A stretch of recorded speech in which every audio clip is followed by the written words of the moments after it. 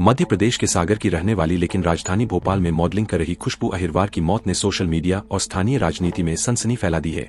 भोपाल की मॉडल खुशबू वर्मा 27 की संदिग्ध हालात में मौत हो गई। शॉर्ट पीएम रिपोर्ट में चौंकाने वाला खुलासा हुआ है। मॉडल गर्भवती थी। उसकी फेलोपियन ट्यूब गर्भाशय नली पंक्चर हो गई थी, यानी बच्चेदानी की नली फटी थी। प्रेगनेंसी कॉम्प्लिकेशन के चलते मौत होने की पुष्टि हुई है। इस मामले में मॉडल का बॉयफ्रेंड कासिम पुलिस की हिरासत में है और उससे पूछताछ जारी है।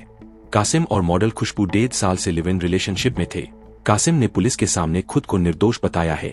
उसके खिलाफ शराब तस्करी का एक केस लटेरी में दर्ज है। कासिम मूल रूप से उज्जैन का रहने वाला है।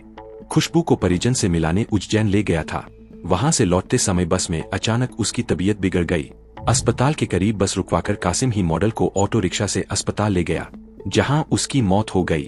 कासिम ने पुलिस को बताया कि खुशबू के गर्भ में मेरा ही बच्चा था। हम दोनों एक दूसरे को 2 साल से जानते थे।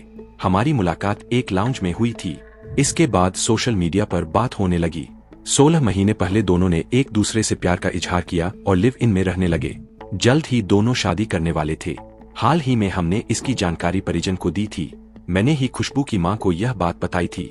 मैंने खुशबू के साथ मारपीट नहीं की, कभी उसके साथ किसी तरह का गलत बर्ताव नहीं किया। हालांकि पुलिस का कहना है कि सभी एंगल पर मामले की जांच की जा रही है।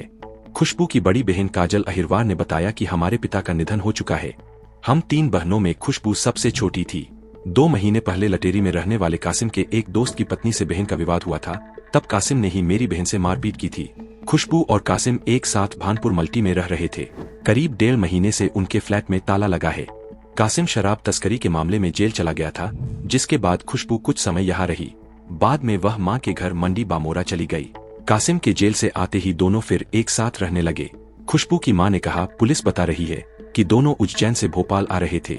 रास्ते में बेटी की तबीयत बिगड़ी तो कासिम ही उसे अस्पताल लेकर पहुंचा। बेटी को बेसुध देखने के बाद वह भाग गया। हमें इंसाफ चाहिए। बेटी की हत्या करने वाले को सख्त सजा मिलना चाहिए।